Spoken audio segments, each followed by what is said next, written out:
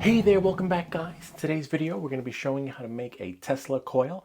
If you're not familiar with Tesla coil, it's basically an electromagnetic field that'll you'll be able to pass something through it that needs to be powered, like let's say a light bulb, and the field will just create energy where you can actually illuminate the bulb. I kind of took this to Home Depot just to test it out. They're like, what is that? So this is how it works. Once you have your power running through it, just a regular light bulb, or you could use an LED, and at the end of the project we will have made, you can see, this is the power source running through the Tesla coil. And look at that, isn't that really cool? So you can power a light bulb through it, LEDs, you know, it's just a fun little experiment to help you work on your soldering skills so that when you go to your flight controller, you're that more confident in working on it and customizing it. See that little LED from this is from an outdoor lamp. And again, there we go. And you could actually, you could actually run it on the side of it. It's just a fun little, so you can keep at your desk or your kids if they have a science fair, etc. Anyway, without any further ado, let's get started. Okay, so we have all the pieces laid out according to how they're going to go on the board. And this is just for convenience so that you don't have to go scattering around looking for everything. And you want to mark the resistors, the 10K, okay, and the 2K. Okay, K is for 1,000. And then as I take stuff, I'll just place it. But as you know, before we do anything, you have to flux the board, okay? So we're just going to flux the board, which is right here. See that? Use your flux. Whoops, too much came out. Just need a paper. I'll just leave it like that. You just need to dab it, but sometimes if you haven't used a pen in a while, a lot of flux will come out, but that's okay. We can use an alcohol swab or a Q-tip, whichever will work. But make sure you get everything in sections. So we're going to break it up in section 1. See, 1 section, 2 section, and then 3 section, okay? Start with the top. Work your way down towards the right, and then work your way middle. See, we got everything there and there for the Tesla coil, and voila. Okay, close the pen if you're using this or whichever wick you decide to use. For me, I'm just using that. All right, so now we have everything set. I'm going to put all the flat pieces in first, like for example, first the resistors, then the smaller resistor, then the diodes, and then anything that's going to raise up you want to do last so you can get a good soldering angle, if that makes any sense. And then what you want to do is the heat sinks. See the heat sinks? These face each other, okay? So that goes like that back. See, here's the board. So the two heat sinks face each other like that, okay? So, and of course they go into their correct corresponding position. So even though I did like that, it could have been like a 3-card Monte thing where I just accidentally switched them. So you just have to double check. 530N, and this one is 530N. Okay, so make sure, and if you put these in wrong, it's not going to work. Okay, you're not going to have anything. All right, so again, we're going to start with the resistors first. We're going to start with the 10K. Okay, and that's 2K. Where is the 10? So you just have to look for it. It's a little wet, a little too wet for me. So I can just,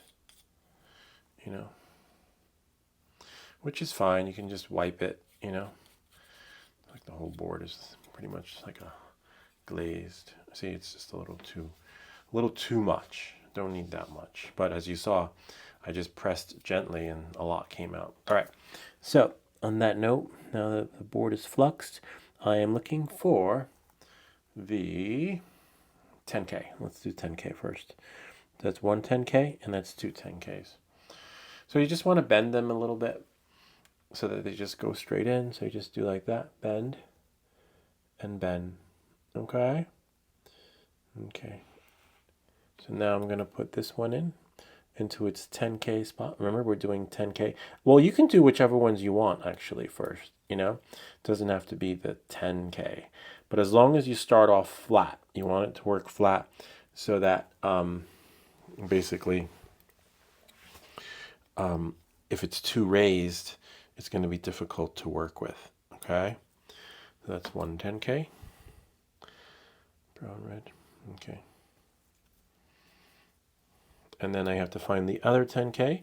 Again, you want to bend them first, like that, just a little bit. And this is a really cool. You can run it off 12 volts or 24 volts.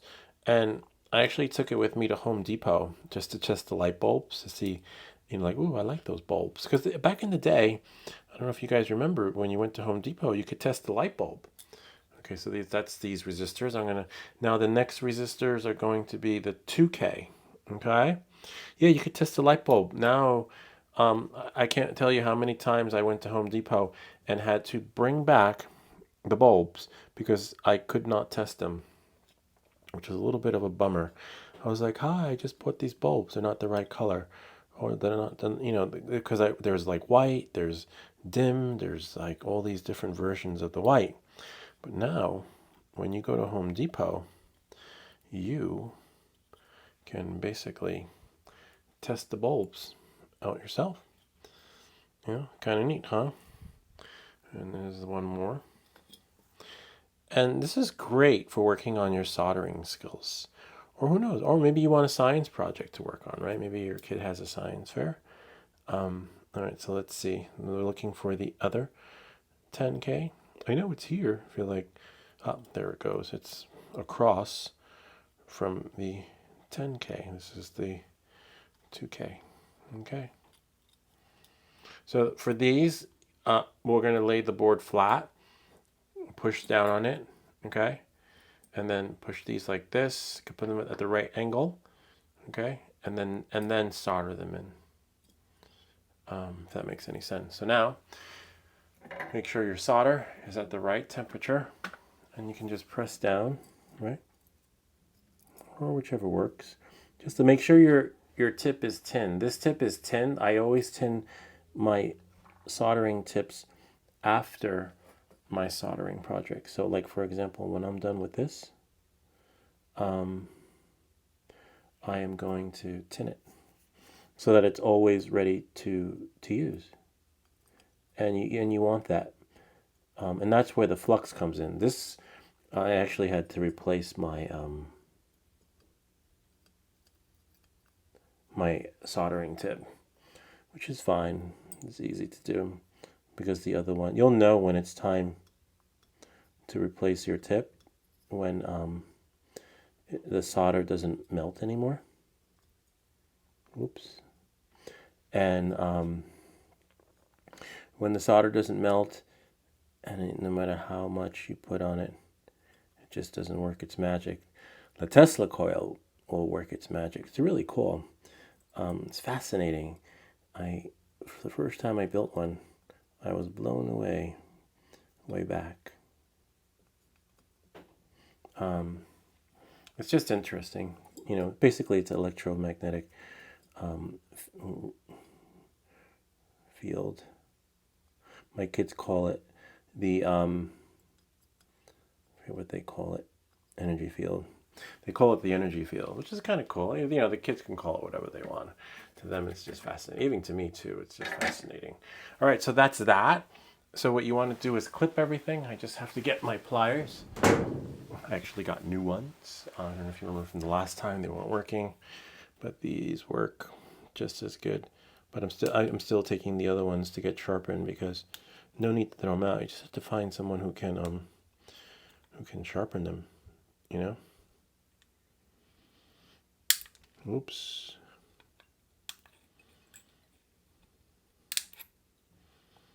So even though I put flux on the board, like basically drip through, you actually want to put some flux on the other side. So, but looks like there's something there. Oh, I didn't cut that one all the way. Wow. Okay, so that one's cut. So remember, just apply a little flux, okay?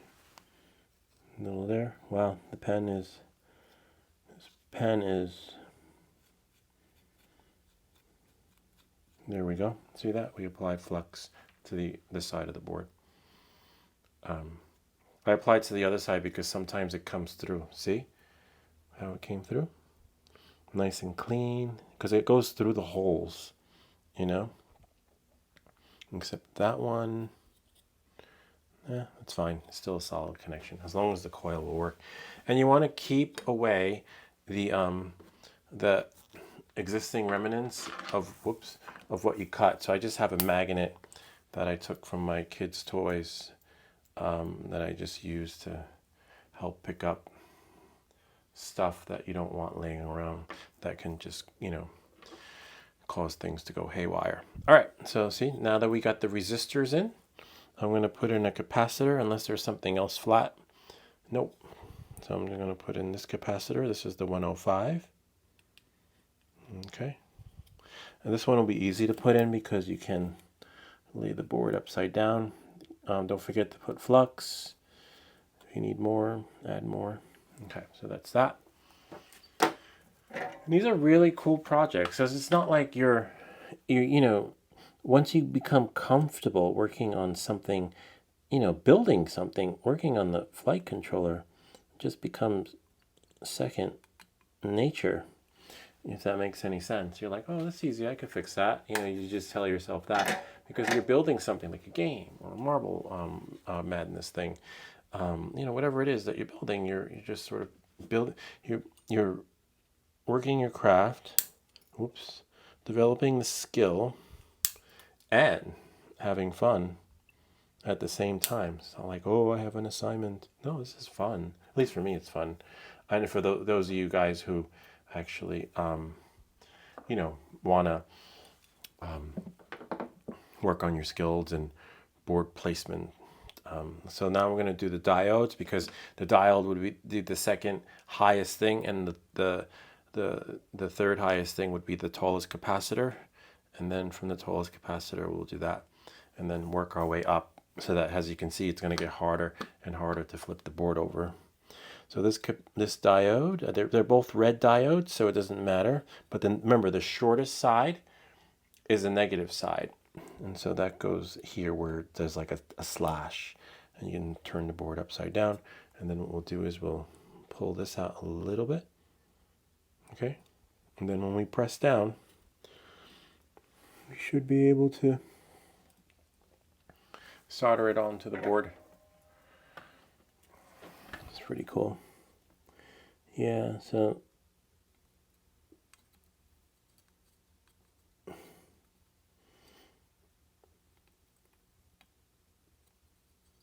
and you just want to dab it. That's it. Just dab it so that the soldering iron will just work its magic, and the solder will work its magic too. Kind of like the bobber on the sewing machine. I remember I had someone help me set it up. I'm like, how does it work? And they're like, it just works. It just works its magic. You know, no one really knows why or how it works. But the flux is sort of like works its magic too. Move that a little bit. And now we've got another diode. Remember, negative is the shortest side. So if it's short, it goes where it goes in like this. See? So the short side is the negative side. See how I'm holding it? Like that. There was a video on the site where you buy this and shows you how to put it together. But the thing was just too fast. I'm like, what the hell just happened? And then I tried slowing it down, you know, to see if I can watch it in slow motion. I was like, nah, forget it. And then I did like a freeze frame. I was like, this sucks. I said, you know what? I'll just make a video so that I'm pretty sure other people will benefit from it too, because there was no way. You know, for some people that works. There's this one guy who does a lot of drone reviews, and he rides his hoverboard. I don't know, I forget the guy's name, but he talks really fast. I'm like, what just happened? Like it's too fast that I just can't keep up with him. But his videos are just phenomenal. They're amazing. You know, like all his reviews and drone stuff is so cool. I mean, I don't really see myself doing a review on every single drone because where are you going to put it? You know, like, and that's kind of like a lot of them, it winds up becoming like the Zoolander of the drones where they just sort of like added like the iPhone, a new feature here, a new feature there, and you're still stuck with the same drone except maybe a different flying experience. But they're really cool. I love them. You know, don't get me wrong. But a lot of it, it's a bummer that they. A lot of it is software features. Like for example, the new Mini 3 Pro, beautiful drone. But I feel like it's a Zoolander of drones because it has the same camera. Literally, if you're gonna like the same exact camera. So it's just basically got a software upgrade, maybe a processor inside to help streamline the flying process so that you can have a more fluid experience while flying. Like, you know, they just go, I don't know if you've used the RC controller 1, but the controller 2 is just faster. It's basically like having the Pro receiver. You know, things just happen in real time when they change processors and things like that, which is cool. But just making sure that the capacitor is in correctly. Great, almost done. Remember, take away all the excess because you don't want to short anything. All right, so now we have that. Great. So now we're going to do speaker. Apparently the vibrations, you can connect it to some sound and somehow get music to play through the coil. And I haven't tried that part yet, but you have to let me know how it goes because I tried it before and wasn't able to get it to work. But I know how to get the Tessla coil working, just not the... So for this, you see it's just not going to work. So what I'm going to do is I'm going to take some painter's tape and just tape it because you don't want your stuff that you're soldering to slip out. So I just do that. So you want it because what happens is when you turn it upside down, it can slip out and then you're pretty much left with a somewhat not something that's not just staying where it's supposed to. All right, and just sort of like lopsided and it doesn't connect really well. If that makes any sense. Yeah, so this is really cool. So at first when I built the Tessla coil, it came with a bulb. No, like a little LED. I was like, oh wow, that's so cool. But then I was like, I wanted to go bigger. I was like, what if I can get a bigger LED? So then I took one of the LEDs from the outdoor lights, outdoor, you know, little LED lights. And I was like, oh wow, that's so cool. And then I was like, wait, what if I can go bigger? What if I can get a light bulb to, you know, to do it? And then I went to Home Depot and I took it with me and the folks were looking at me like, what are you doing? What is that? I was like, oh, it's my light bulb tester. I just want to make sure that I have the right brightness. And they're like, oh wow, that's so cool. And, you know, they were kind of fascinated by it. So which was kind of neat. So I didn't get into trouble for, you know, this, you know, bringing a device into the store. That's kind of weird. All right, so this goes, there's only one way for this to go in. This is the power source. So you could reuse the tape. I'm just using regular painter's tape. Nothing extraordinary, nothing exciting, nothing special. It's like $2. It lasts forever, especially if you know, if you only use it for, you know, the electronics end of things. See, it'll hold it in. So now when you turn it upside down, it's not going to fall and you get an even soldering connection. So this is really neat. So when you guys build this, leave in the comments like what, you know, what do you plan to do with it? Like what other applications can you see this being used for, right? Like what, aside from using it as a light bulb tester when you bring it to Home Depot, you know, or whatever you decide to use it for, right? Or maybe your kid's science fair.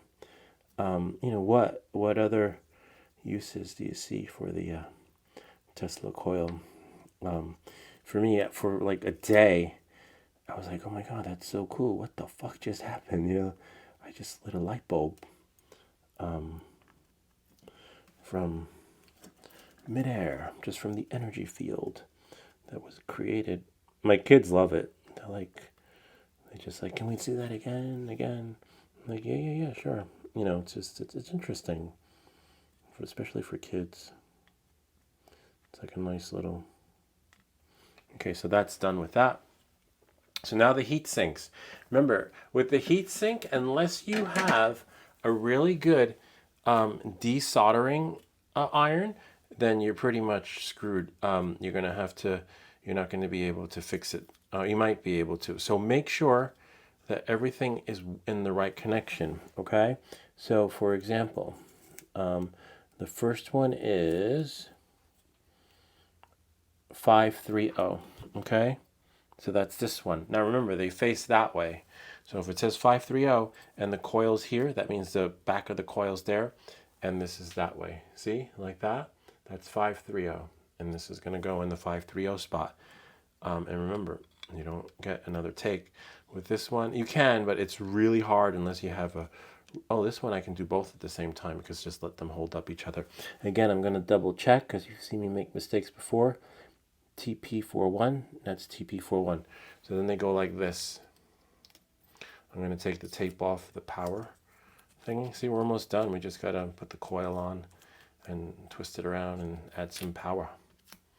All right, so like this. Okay. So now, here's the tricky part.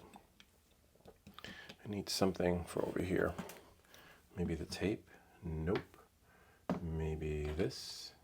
Nah, maybe something.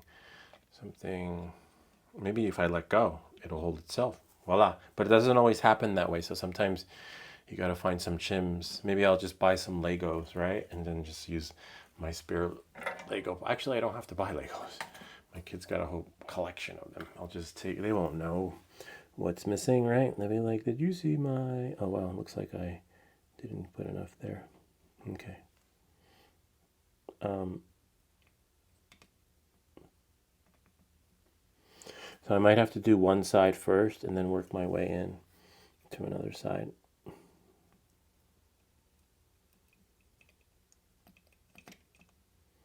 It's really easy though. You just want to make sure that the connection is solid, no moving parts, and even if you have the best soldering job ever, if you don't, if you put the components in the wrong spot, doesn't matter how good the soldering job it is that you did, because it's not going to work, at least with the heat sink.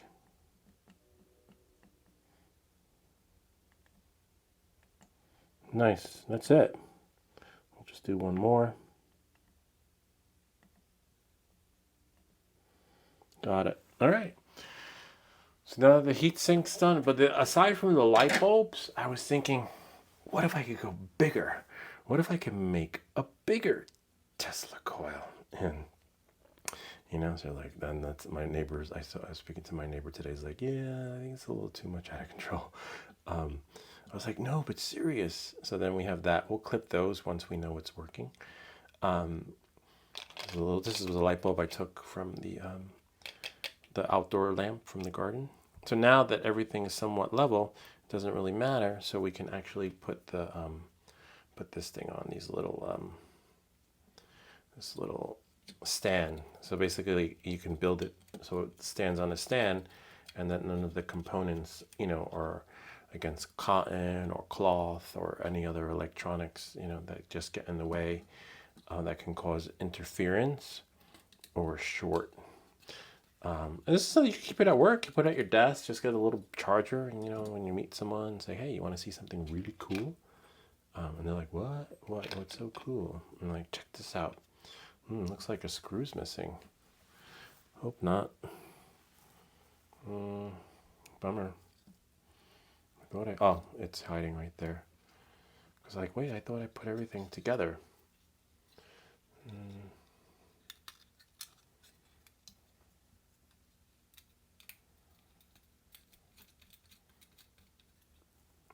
This is like wireless charging, probably in the future. This is what life is like, living next to the power lines, except you get to control the electromagnetic field.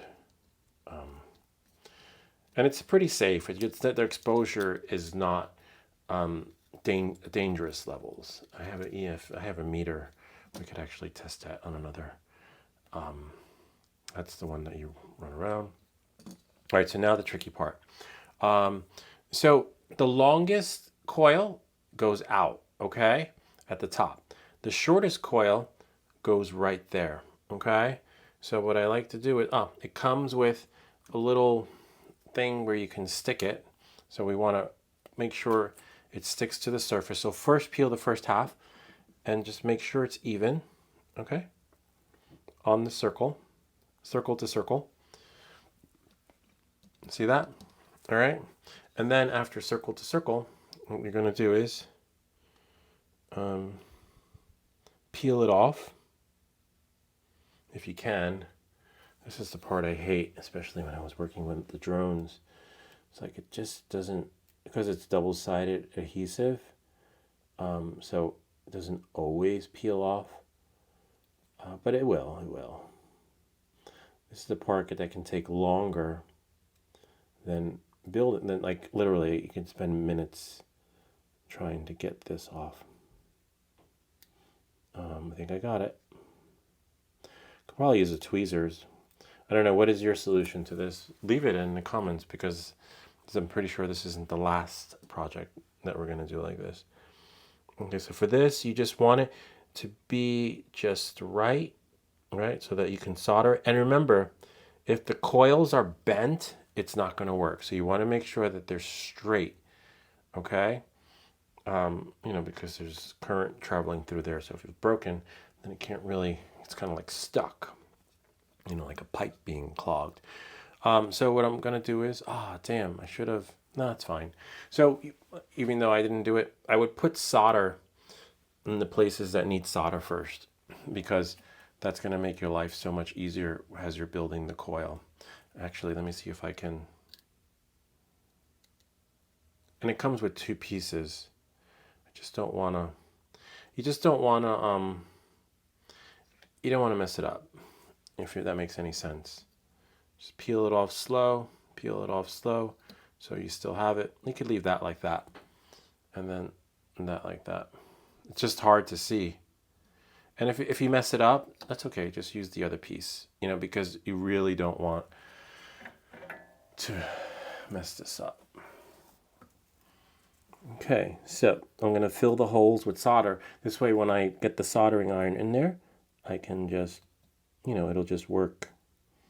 It's magic. And if some drips through here, it's fine. This is really heat resistant. I've dripped solder on it many times, and you just wipe it, and it comes right off. Nice, that's a good one. This is a good one. See how much easier it is to work with when you put the solder on? Now, I can just tap it, right? And everything will just work its magic. So again, be careful if it sticks to anything, but you want to make sure everything's straight. The longest one goes at the top, because that's going to be the one that works its magic. As for the positioning of it, doesn't matter.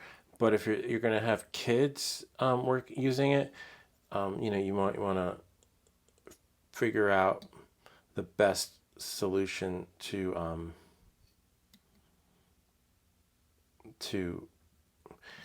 exposing the coil so that it doesn't accidentally burn someone. Okay, so that's that. And if it's too long, you could always make it shorter. But I think this one might be a little bit too long. But you have to have the metal tip exposed. Okay, you can just shave it off with a little something. So now that I got the solder where it needs to be, see, now I can put my hand where it needs to be, which is right there. See, and I got it right on the coil. And then the other one, That's weird. Is that a screw? Ooh, the solder just melted really weird. Oh, there we are. And then the other one, remember, we only solder one, which is the bottom. Okay? And so now the last step, oh wow, looks like I have to get a new one of these. So when this gets stiff, it's like really stiff, you gotta replace it. Bummer. It's fine. That is the flux. It's called a soldering tip cleaner with rosin flux. Yeah. It kind of works its magic too to help keep the tip clean every time it does its stuff. All right, so this is what we're going to do here. Okay, so from the power side, so make sure this is the power side going that way. All right, so the first one, right, goes in here.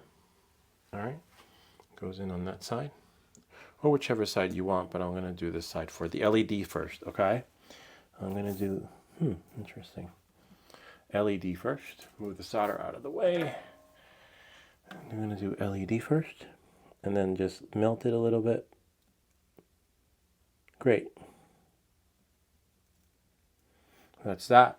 So now that I got the LED in, even though you're probably thinking like, why don't I just solder it quickly? I want to make sure the coil is correct, and you want to make sure that nothing's touching. See how here it's touching a little bit? So that goes up. Okay. So remember, we ran from the power, right? Which is right over here. Make sure your diodes are the correct. So if you can't see, I'll just put it the correct way. Okay. So that goes there, right? And then it's going to go around. Should have soldered it the other way, but that's all right. Around. And then this one, right, is going to coil up and just go, well, like this. No rhyme or reason. It's just tricky, but I should have soldered the wire the other way. It's fine. I don't think it makes a big difference. I just, for aesthetic purposes. So now the tricky part is holding the wire, right, so that it just works its magic. Of course, the Tessla coil will work its magic, but, or you know what? Use a set of tweezers. But for me, it's tricky because I'm I'm sort of right-handed, if that makes any sense. So maybe I should have done this one first and then the other one. Or you know what? What you could do to avoid this, if you're watching this, or if it's too late, you could always do the diodes last and then this, because then that'll give you the room you need to work that way, if that makes any sense. Or you just tape it. Nice, almost got it. It's just the angle.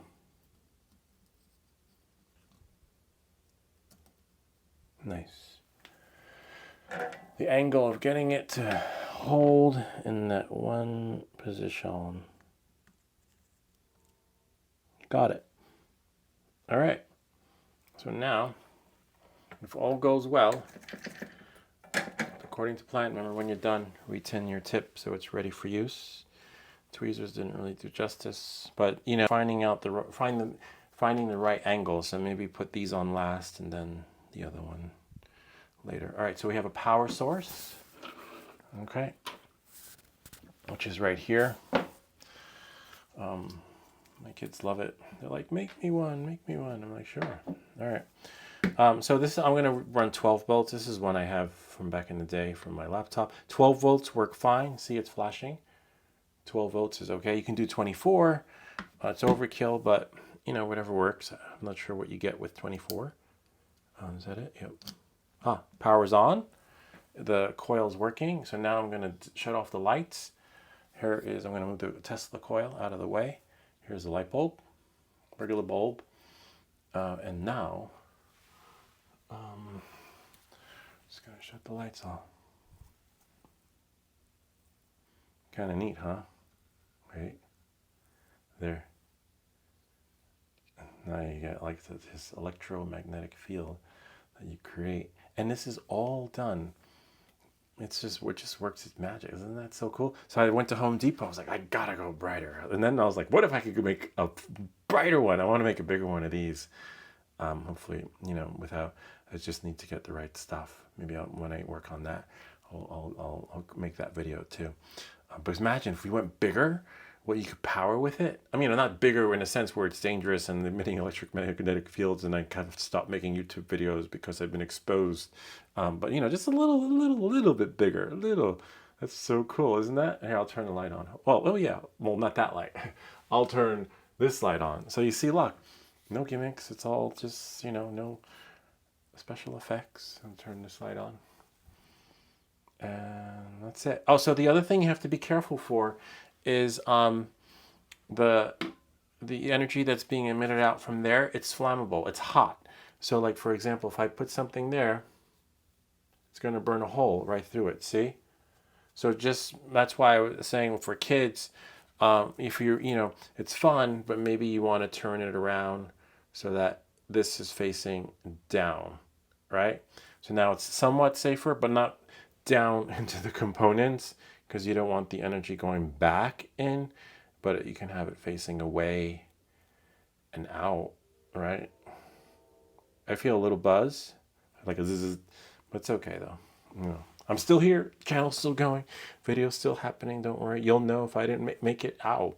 If when the video stopped coming. Wonder what happened to that guy who always had those really interesting experiments. Look at that, it's so cool. I'll cut off the lights. And let's see, 3. So the LEDs. All right, so the first LED tells you the power, and the second LED tells you how much energy is being emitted or used. And the other thing I want to test out, but I don't have my phone. My phone's actually recording. But I can. They say that you can connect sound in it, a speaker, and you will get some sort of entertainment from there. Let me turn the light back on. So why don't we try that and see. That part I couldn't get working, and why I don't know. Everything, as you can see, was done correctly. So I have a connector here. I'm going to take my phone, quit the app. Actually, the DJI camera is going back tomorrow because it's overheating. And it tells me I'm underwater when I'm not. So here's the phone. So I'm just going to plug this in and go to Pandora. Play something. Apparently it can. Oh, I hate that song. Always Remember Us. I like Lady Gaga. She's phenomenal, but I don't know. That song just doesn't do it for me. And look, it's not playing. Maybe there's no Wi-Fi.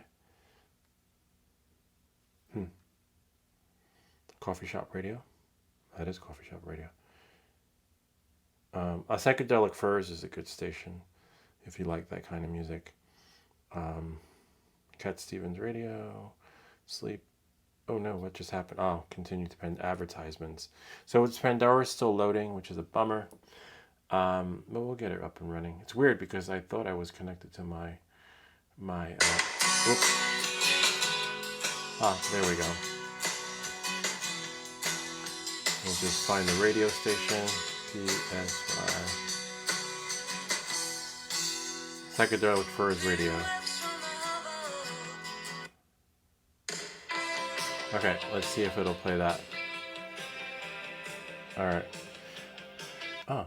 Oh no, my channel's gonna get banned because I play copyright music. Nah, it doesn't really matter. Usually they blacklist you. Oh wow, look at that. Oh, I hear it.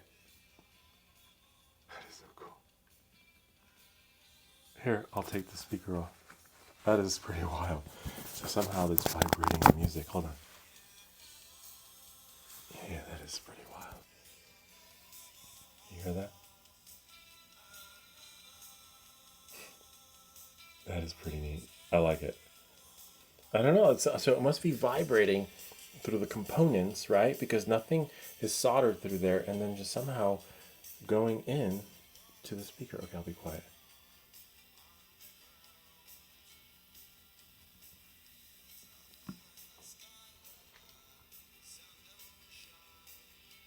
That is pretty cool. Here, let me. That is amazing. And so there you have it, the Tessla Coil. Let me know what you think in the comments down below. Remember to like and subscribe. And if you have any ideas for other videos, please do leave them down below. And I'll see you all next time.